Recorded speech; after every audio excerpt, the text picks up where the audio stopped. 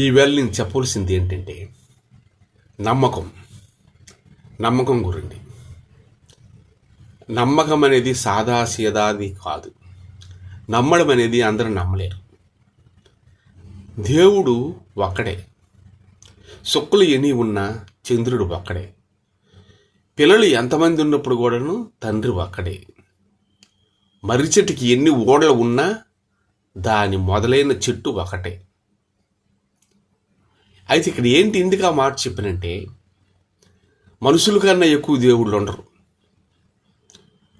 మనిషి అంటే ఎంతోమంది మనుషులు ఉండొచ్చు, దేవుళ్ళు ఉండరు. మనుషుల కన్నా ఎక్కువ ఉండరు, దేవుడు అంటారు. ఆ దేవుడు అంటే ఆ దేవుడే చేశాడరా, ఈ దేవుడే అని దేవుడని పదమనే ఓడుతారు. అయితే నమ్మకం రావడం కూడా చాలామంది దేవుడు లేడు అనేవాడు కొంతమంది, దేవుడు ఉన్నాడు అనేవాడు కొంతమంది. ఇలాగ ఎన్నో రకాలుగా జనాలు ఉన్నారు. అయితే దేవుడు లేడనేవాడు నాస్తికుడు వాదిస్తాడు ఉంటే చూపించమని. చాలామంది కష్టపడి డబ్బు సంపాదించేస్తారు. వాళ్ళే దేవుడు అనిపించుకుంటారు. నేనే దేవుడు. కానీ దేవుడు ఎప్పుడు కూడా మానవుడు కాడు. అయితే దేవుడు నేనే దేవుడు అని చాలామంది ఎన్నో రకాలుగా అన్నా, దేవుడు అమ్మలు అని పేరు పెట్టుకుంటారు, దేవుడయ్య అని పేరు పెట్టుకుంటారు, దేవుడు గారు అని పేరు పెట్టుకుంటారు. మనిషి బ్రతుకున్నంతగా ఒకటి సినిమా అంటున్నాడు, ఫోటో తీసుకొచ్చి అక్కడ ఫోటో మీద బొట్టు పెట్టేస్తారు, దండేస్తారు. ఈడు దేవుడిలో కలిసిపోయాడు, దేవుడు అయిపోయాడు అని. నేను దేవుడు అయిపోయినా చచ్చిపోయినాడు చెప్పడు. ఈడు దేవుడు అయిపోయాడని ఈడికి తెలియదు. ప్రాణం పోగానే దేవుడిని చేస్తారు మనుషులే, బ్రతుకున్న వాళ్ళే. అలాగా చనిపోడు ఎప్పుడు చనిపోయిన వాడు ఎప్పుడు నేను దేవుడిని అనలేదు, అండు కూడా అన్ను. వాడి ప్రాణానికి బ్రతికి చనిపోతారు ఎవరైనా అంతే. అయితే ఇక్కడ దేవుడు అని. అయితే ఇక్కడ కొన్ని విషయాలుగా చిరంజీవి గారు కూడా ఒక మాట అంటారు అప్పుడప్పుడు. దేవుడు అనేది చాలామంది నమ్ముతారు, కానీ దేవుడు అనేది ఒక క్రాస్. మనం కష్టపడితే మనకు వస్తుంది, లేపలేదు. మనం వేసుకోవాలి ఒక పునాది, ఆ పునాది మీద కట్టాలి. అంతేగాని దేవుడు అనేది దేవుడు ఇస్తాడు రాత అని అంటారు, చాలామంది అంటారు. చిరంజీవి గారు అంటారు అలాగా. అంటే ఆయన కృషి చేసి కొన్ని సినిమాలు మనం చూస్తాం. మనుగురు పాండవులు, అక్కడ నలుగురు, అక్కడ కృష్ణరాజు గారు పెద్ద పాట, ఒరే పిచ్చి సన్నాసి అని పాట ఉంటుంది. అది కృష్ణరాజు గారు మెయిన్ యాక్టరు. అది నలుగురు శవాలు మోయడం, సంఘ సేవ చేయడం చేస్తారు. మనుగురు పాండవులు ఒక సినిమా ఉంది. ఎవరు చనిపోయినా నలుగురు మోసుకొచ్చి దానక్రియలు అన్నీ చేస్తారు. అదొక సేవ. ఈ రోజుల్లో దానక్రియలు అనేది ఆటో వ్యాన్ తెచ్చి వ్యాన్ల మీద శవాలు తెచ్చేస్తున్నారు. మేళం కింద తాళం కింద కప్పెట్టడం కింద కాల్చడం కింద అంటే కాంట్రాక్ట్ అయిపోయింది. సరే, ఆ రోజుల్లో కొంతమంది కొన్ని సంఘాల్లోన ఇట్లోన ఊర్లో 10 మంది కలిసి మోసుకెళ్ళి శవాన్ని బీదవల్లి పెట్టేవాళ్ళు, సరిపాకలు పెడతాం. అది చిరంజీవి గారు ఏం చెప్పారు, కష్టపడితే మనం పైకి వస్తాం. కానీ రాత అంటే చాలామంది ఇది రాత అంటే కాదు, ఇవన్నీ కాదు అనేసి, ఇదంతా క్రాస్ అనేసి. అంటే ఆయన కష్టపడి ఆ బురదలో దొరల మధ్య దొరిలేవాడు, దున్నాలన్నా పంట రుస్తుం ఆ సినిమాల్లో ఉంటాయి, దున్నడము నిజంగానే ఆయన కష్టపడేవాడు. ఆ విధంగా ఈ భూమి మీద బ్రతకడానికైతే ఆయన మంచి పేరు సంపాదించి ఈ భూమి మీద బ్రతకడానికి డబ్బు సంపాదించాడు. కండబలం, అది కష్టపడే తెలివితేటలు, ఓర్పు, సహనము అన్నీ ఉన్నాయి కాబట్టి కాదనలే.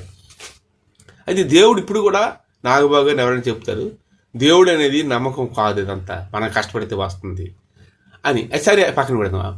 బయలుదేరేసి అని ఒక ఆయన ఉన్నాడు, దేవుడు లేడనేస్తాడు ఆయన. దేవుడు అంతే నాకు చూపించమని అని. ఇలాగ దేవుడు అంటే నమ్మకం. ఒక తండ్రి అనేది నమ్మకం. అల్లడుగో మా నాన్నని చెప్తాను, ఇల్లుడుగో మా నాన్నని చెప్తాను. ఎలాగా ఆడికే ఈయన పుట్టాడని నమ్మకం ఉందా? చూశాడా గురువు గారు? చిన్నప్పుడు అంత తెలివి ఉందే, 5-6 సంవత్సరాలు పెద్దలేదు కానీ మాటలు రావు, తెలుగు రావు. ఈయనకి అడే తండ్రి నాన్న అని పిలుస్తాడు స్కూల్కి వెళ్ళి రాగానే. ఎలాగా? అమ్మ చెప్తుంది, అదిగో నాన్న, అది మీ నాన్నే, ఇంకెవరు కాదు అంటే, మీ అన్నతోనే నేను ఉన్నాను, ఇంకెవరితో లేను, ఆయనకే నేను పుట్టినని చెప్పడం ఇండైరెక్ట్. సరే పక్కన పెడదాం. అక్కడి నుంచి నాన్న అని పిలుస్తారు. మా డాడీ అతనే అని, మీ నాన్నగారని. మరి నువ్వు చూసావా పుట్టడం ఆయనకేని? అమ్మానంతే, పుట్టడం మనకు తెలుసా అమ్మగానే. రోజు అందరూ మీ అమ్మగారు అంటే మా అమ్మ స్కూల్కి వెళ్ళక మా అమ్మగారు వస్తుంటారు, మా నాన్నగారు. ఎలాగంటాను మా నాన్న అని? దేవుడి కంటికి కనబడకపోయినా దేవుడు అందరూ చెప్తుంటే, దేవుడి వల్ల మనం పుట్టామని పెద్దలు అందరూ చెప్తుంటే దేవుడు ఉన్నాడు అని నమ్మాలి. అమ్మ ఉన్నది అని ఎలాగైతే నమ్ముతానో, తండ్రి ఉన్నాడని ఎలాగైతే నమ్ముతానో, అలాంటి నమ్మకమే దేవుడు. ఆ సాధు సుందర్ సింగ్ గారు అని పెద్ద ప్రసంగం జరుగుతుంది ఒక దగ్గర. అక్కడికి ఒక ఆయన వెళ్ళాడు. దేవుడు ఉన్నాడు, దేవుడు ఉంటే మనం ఉన్నాం అని అంటాడు. ఇప్పుడు ఒక బైక్ తయారై ఉందంటే బైక్ని తయారు చేసినోడు ఉన్నాడు కదా, క్రియేటర్ ఉన్నారు కదా, ఆ బైక్ రిపేర్ చేసిన ఎవరు చేస్తా, అది బైక్ మెకానిక్ తెలిసినవాడే, బయట చేయలేడు. అలాగే దేవుడు మానవుని సృష్టించి మానవుడిని రిపేరు మనిషి చేసుకుంటాడు తెలివితేటల మీద. బ్రతికించలేడు కదా, ప్రాణం పోసి బ్రతికించి దేవుడు ఫస్ట్ ఒక బైక్ కానీ అక్కడ కనిపెట్టినప్పుడు ఉంటేనే బైక్ వస్తుంది. మనిషిని కనిపెట్టినప్పుడు దేవుడని ఉంటేనే మనిషి పుడుతున్నాడు. ఈ మనిషిని కండ్లు, ఈ రెప్పలు ఏ దూరు పడకున్నా, మీరసం ఏ దూరు పడకున్న కొంతమందికి ఇలాగ ఎన్నో రకాలుగా దేవుడు పెట్టిన ఇంటికి కూడా ఉంటాయి ఇక్కడ. ఎందుకంటే దూరి దొట్టలు ఆనకపోకున్నా ఇన్ని తెలివితేటలు, ఇన్ని ఆలోచనలు మనిషికి ఇచ్చాడు కదా. దేవుడు లేకుండా ఈ క్రియేటేషన్ ఉంటుందా? ఎండ ఎత్తారకొని తల మీద ఎయిరు, ఇన్ని రకాలుగా ఉంటాయి. అయితే ఇవన్నీ ఉన్నాయంత చక్కగాను గోక్కోడానికి గోలు పెట్టాడు. ఎక్కడ దూరదైతే పక్కింటి గోకుతాడా? ఆడు గోకడు ఆడిపోయిన ఆడిదే, మనమే గోక్కోవాలి. వెంటనే ఇలాగ అంటాం. ఎవరు నేర్పారు ఈ గోకడం కదా? కోయిలు ఉంది, కో అని కోస్తుంది. దాని కోత ఎవడు నేర్పాడు? నెమల ఉంది, నెమల ఆట ఆడుతుంది. ఎవరు నెమలకి ఆట నేర్పారు? కోడి ఉంది, కోడి తన పిల్లల్ని చేర్చుకుంటుంది. అన్ని పిల్లలు గడ్డికి పాపం నోరు రాదు. ఏ గ్రద్ద వచ్చిన 2 రెక్కలు గడ్డేసి దానితో పోరాడుతుంది దీని ప్రాణం పెట్టి. ఆ పిల్లలు పెద్ద అయ్యే వరకు కూడా అడ్డుకునే ఉంటుంది. గింజ తెచ్చి పిట్టలు కానీ కోళ్ళు కానీ పెడతాయి, అట్లకి పెద్ద అవుతాయి. మనకన్నా పెద్దవాళ్ళు తల్లిదండ్రులు లేక మనం పెద్ద అవ్వలేదుగా. మరి తల్లిదండ్రులకు దేవుడు ఎందుకు లేడనుకోవడము? ఉన్నాడు. ఒక మర్రి చెట్టు ఎప్పుడో ఉంటే కానీ దాని ఎత్తున భూమి మీద పడితే మళ్ళీ మర్రి చెట్లు ముడుగుతాయి. మొదటే మర్రి చెట్లు లేకుండా డైరెక్ట్ మొక్క భూమి మీదకి వచ్చిందే కాదుగా. ఫస్ట్ విత్తనాలు వేసినట్టు ఉన్నాడు. ఆయనే దేవుడు. దేవుడు అనేది ఒక నమ్మకం. యేసు ప్రభువు కూడా నమ్ముచున్నావా అంటాడు, నమ్మమంటాడు. ఒక స్త్రీ, రక్తస్రావం గారి స్త్రీ, ఆ రోజుల్లోన క్యాన్సర్ కింద ఉంటుంది. ఆమె ఎక్కడ జబ్బు తగ్గలేదని ఎంతో టెన్షన్తో ఉంటుంది. ఆమె టెన్షన్తో చాలా బాధపడుతుంది. ఎక్కడ తగ్గుతుంది? వైద్యులు అందరి దగ్గరికి తిరిగినప్పుడు వైద్యం కూడా తక్కువే. అప్పుడు కొంతమంది చెప్పారు, యేసు ప్రభు దగ్గరికి వెళ్ళి నువ్వు ఈ విషయం చెప్పేవాడు నీ తగ్గిపోతుందమ్మా అని చెప్పారు. సరే, యేసు ప్రభు చాలా గుంపుల్లో జనాల్లో ఉండడం చూసి ఆమె వెనక తట్టుని వెళ్తుంది. ఆయన అంత అయిపోయిన తర్వాత ప్రజల నుంచి స్వస్థ ఆరోగ్యం గురించి, దెయ్యాల గురించి ఎంతోమంది వచ్చేవాళ్ళు. ఆయన చేసేవాడు. ఆయన ఫ్రీగా వైద్యం చేసేవాళ్ళు. వెళ్ళిపోతుండారు, లేదంటే బాగుపడిపోయేవాళ్ళు. అయితే ఈవిడే ఆ ప్రభు తాలూకా కనీసం వస్త్రమైన ముడితే మనకి స్వస్థ అవుద్దని నమ్మకం ఆవిడకి వచ్చింది. ప్రభు వెనకత్త ప్రభు టైం అయింది, వెళ్ళిపోతాడు ఆయన. అప్పుడు వెళ్ళి ఆయన వస్త్ర సింగుని ప్రభువాన్ని పిలవలేదు. వస్త్ర సింగుని ముట్టుకోబోతుంది. ఆమె భయం, ఆరోగ్యం బాగోలే, జనాలు ముట్టకూడదు, అనారోగ్యంతో ఉంది రక్తస్రావం గల స్త్రీ. అప్పుడు ప్రభు వెనక్కి చూడకనే, కుమారి నువ్వు ధైర్యంగా ఉండము, నమ్ముచున్నవా అన్నాడు. నమ్ముచున్నానికి వెంటనే ఆయనకు స్వస్థ అయిపోయి. ఫస్ట్ ఎయిట్ నమ్మడం. లాజరు ధనవంతుడు ఉంటాడు, లాజరు ఉంటాడు. లాజరు గారు చనిపోతారు. ఆ సహోదరి మరియా, మార్త ఉంటారు. వీళ్ళ ఇంట్లోనే యేసుప్రభు ఉంటాడు. ఆయన ఒక ప్రాంతానికి యేసుప్రభు వెళ్ళిపోయిన తర్వాత అక్కడ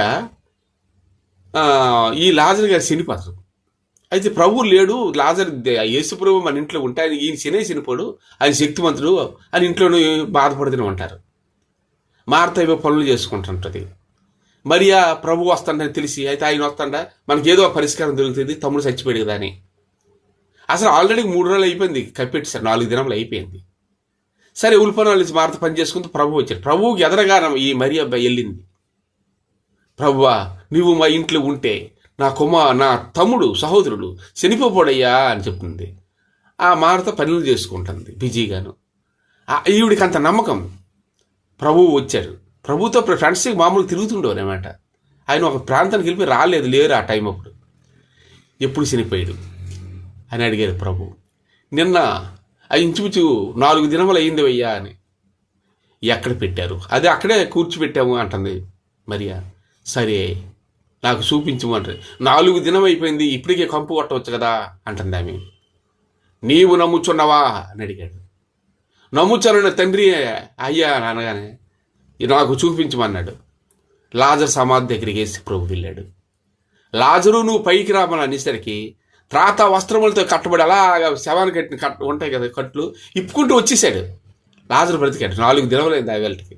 అందుకే మొట్టమొదటి ఏంటంటే నమ్ముచున్నావా, అది అయితే నమ్మారు కాబట్టి వెంటనే బ్రతికాడు. వాళ్ళు ఎంత సంతోషించారు, నా ప్రభు వచ్చి నాకేది మంచి పని జరుగుతుంది, నేను నమ్మాను అనుకుని నమ్మిందంటే. ఈ సాధు సుందర్ గారు పెద్ద మీటింగ్ అవుతుంది చెప్పాను కదా, అక్కడికి చాలామంది వెళ్తుండేవారు. ఒక ఆయన ప్రశ్నించుతూ ఆయన దగ్గరికి వెళ్ళాడు. దేవుడు ఉన్నాడు, ఉండబెట్టే నేను ఇంత అభివృద్ధిగా, ఇంత దీనిగా, తిండి లేకపోయినా ఏం లేకపోయినా నేను హ్యాపీగా ఉన్నానే అతనికి అంత నమ్మకం. ఆయన కొండల్లో, కొన్ని కోణల్లో, మంచు పర్వతాల్లో ఆయన ఉండేవాళ్ళు. అయితే ఒకరోజు మీటింగ్ పెడుతున్నప్పుడు ఆయన దగ్గరికి ఒకడు వచ్చాడట. వచ్చి దేవుడు ఉన్నాడు అంటావు, ఏం నమ్మరు సరిగాను, కంగారు దేవుడు ఉన్నాడు అంటావు, ఆ దేవుడు నన్ను నాకు చూపించి నేను నమ్ముతామన్నాడు. ఇలా రా అని పిలిచాడు. దగ్గరికి వెళ్ళి ఇంకా రా అన్నాడు. సాధు సుందర్ శంకర్ వచ్చాడు. పాటను గోప మీద కొట్టేశాడు. అమ్మా నొప్పి అన్నాడు అతను. ఆయన నొప్పి చూపించి నాకు అని అడిగాడు ఆయన. నేనెలా చూపించగలను అన్నాడు. మరి దేవుడిని కూడా నేనెలా చూపించగలను, నేను అనుభవించాను మనసు హృదయ ప్రకారంగా, నాకు తెలుసు. నువ్వు కూడా నొప్పిని అనుభవించావు కాబట్టి నీకు తెలుసు. అంతేగాని బయటికి మనం కొన్ని చూపించలేం కదా. నువ్వు ప్రాణంతో ఉన్నది, గాలి ఉంది, గాలి ఊతుంటే మనం బ్రతుకుతాం, ఊపిరి తీరుతుండే. గాలి చూపించు అంటే చూపించగలమా? చూపించడం. కాబట్టి దేవుడు కూడా నమ్మకం నమ్మకం నమ్మకం నమ్మకం నమ్మకం ఉండి నువ్వు ప్రార్థిస్తే యేసు కావాలి ప్రతిక్షణం స్తుతి, యేసు రక్తం స్తుతి అని అర్పించి నీ జీవితం ఉండు. నీలో ఒక పవర్, నీలో తేజస్సు మారిపోయి దినదినము దేవుడు నీతో మాట్లాడతాడు. నమ్మకం మెయిన్. నమ్మకం లేక చాలా మంది నాస్తికులు అయిపోతారు. డబ్బు సంపాదిస్తున్నారు, దేవుడు తెలియట్లేదు. డబ్బు సంపాదిస్తారు, ఏమీ తెలియట్లేదు. దేవుని తెలియకుండా చనిపోతారు. నరకం ఉంది, పరలోకం ఉంది, అన్ని ఉంది, నరకానికి కూడా చేరిపోవడానికి అవకాశం ఉంది దేవుని తెలియకపోతే. దేవుని తెలుసుకోవలసిన బాధ్యత మనకుంది. మనకు ఆ జ్ఞానం ఇచ్చాడు, మనం దేవుని తెలుసుకోవాలి. Thank you. ఈ వాక్యాన్ని అందరిపై పంచి షేర్ చేయండి, సబ్స్క్రైబ్ చేయండి. Thank you.